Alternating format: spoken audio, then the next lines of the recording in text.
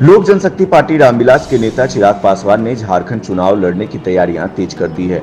झारखंड में चिराग पासवान बीजेपी के साथ मिलकर चुनाव की तैयारियां कर रहे थे, लेकिन भाजपा के साथ चिराग पासवान की अगर बात नहीं बनी तो उनकी पार्टी झारखंड में अकेले ही चुनाव लड़ेगी। हालांकि चिराग के लिए यह स्थिति दोधारी तलवार की तरह है। अगर उन्हें झारखंड में बीजेपी गठबंधन में एंट्री मिल जाती है तो पार्टी कुछ ही सीटों पर चुनाव लड़ेगी, लेकिन अगर चिराग पासवान को अलग लड़ना पड़ता है तो पार्टी के एनडीए में अलग उथल पुथल पड़ने की आशंका है। आपको बता दें, लोजपा के प्रदेश अध्यक्ष वीरेंद्र प्रधान ने शुक्रवार को दिल्ली में चिराग पासवान से मुलाकात की और पार्टी के राष्ट्रीय अध्यक्ष को 38 उम्मीदवारों की सूची सौंपी। हालांकि आपको पता होगा कि चिराग पासवान के दो सांसद अरुण भारती और राजेश वर्मा, जो झारखंड के प्रभारी और सह प्रभारी हैं, वो लगातार झारखंड में कैंप किए हुए हैं। लगातार वो झारखंड के लोगों से मिल रहे हैं और उनका मिजाज जानने की कोशिश कर रहे हैं और कहीं ना कहीं अभी से ही वो चुनाव की तैयारियां कर रहे हैं और झारखंड में अपने पार्टी को मजबूत करने की कोशिश कर रहे हैं और ये भी परख रहे हैं कि कौन सी सीट ऐसी है जहां से वो चुनाव अपनी पार्टी के उम्मीदवार को लड़वा सकते हैं। लोजपा रामविलास चाहती है कि पार्टी बीजेपी के साथ गठबंधन में धनबाद, जमशेदपुर पश्चिम, चतरा, छतरपुर और लातेहार विधानसभा का चुनाव लड़े। गठबंधन न होने की स्थिति में पार्टी अकेले चुनावी मैदान में उतरेगी। दरअसल आपको बता दें, झारखंड में चिराग पासवान जिन सीटों पर दावा कर रहे हैं उनमें लातेहार एससी सीट के लिए रिजर्व सीट है और यहां से जेएमएम के वैद्यनाथ राम जीते थे।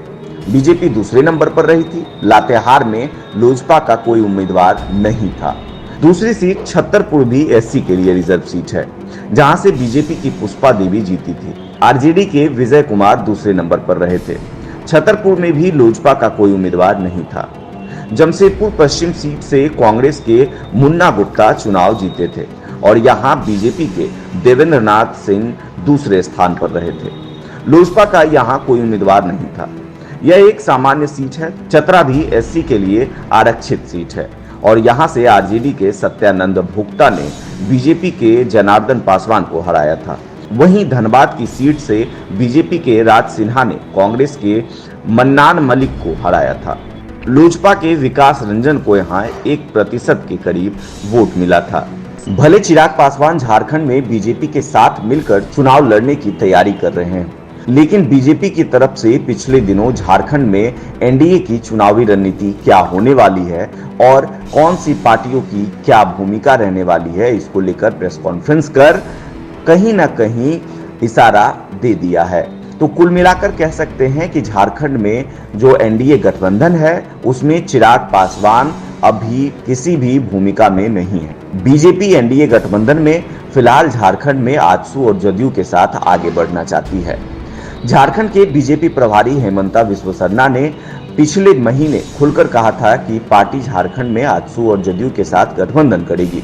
आजसू के साथ बीजेपी का गठबंधन लगभग तय है। माना जा रहा है कि जल्द ही इसका ऐलान भी हो सकता है।